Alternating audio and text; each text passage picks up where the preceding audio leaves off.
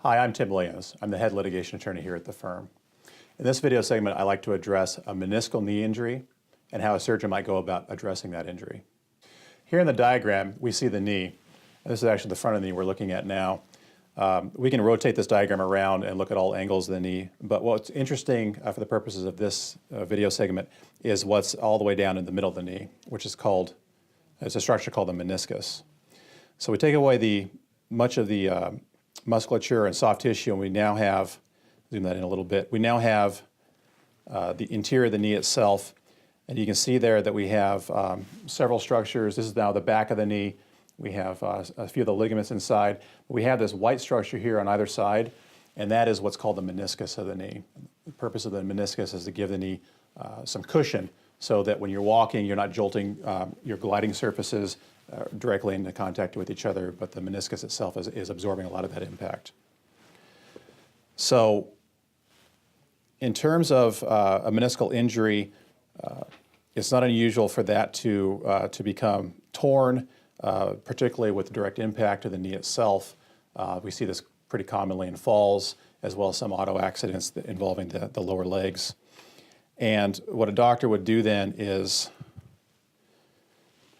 he or she would likely, for a meniscal injury, it generally isn't an open surgery, meaning they're not going to cut your knee in half, splay all the material apart, and then get down there like a knee replacement would.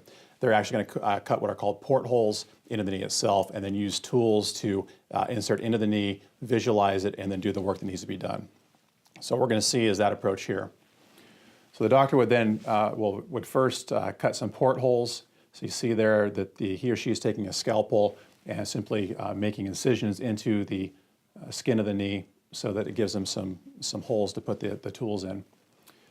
They would next use this tool here. They would inject the interior of the knee with liquid, and you can see it's going to push because of the pressure of the liquid, it's going to push those bones apart to give the doctor room to operate within the knee structure itself.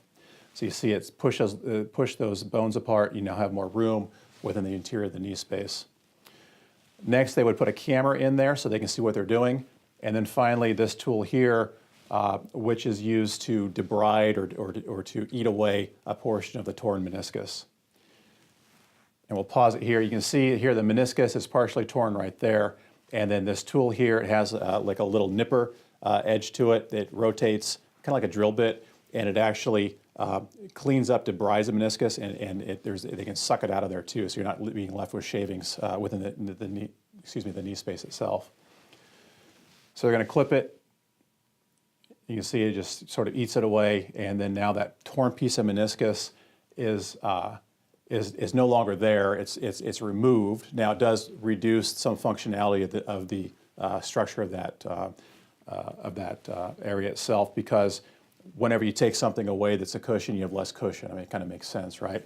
So they're taking some of that cushion away, and the problem with this type of surgery, not really a problem with the surgery, the problem with this type of injury is that you can't simply glue that back together. You literally have to take pieces away.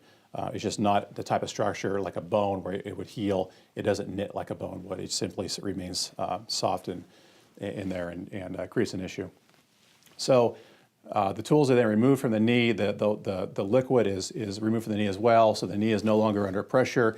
It comes back to position, and then finally sutures are put into place, and the portholes heal, and hopefully you're as good as you were before. Most doctors will tell you that it takes some period of time afterwards. You need to remain off your feet, not engage in heavy sport activities, be careful going up and down stairs, things of that nature. But for the most part, within a handful of months, you're back to normal and doing the activities you once loved. If you've been injured and need help, Dwyer Williams Charkoss Attorneys will get you the settlement you deserve. Experience gets results.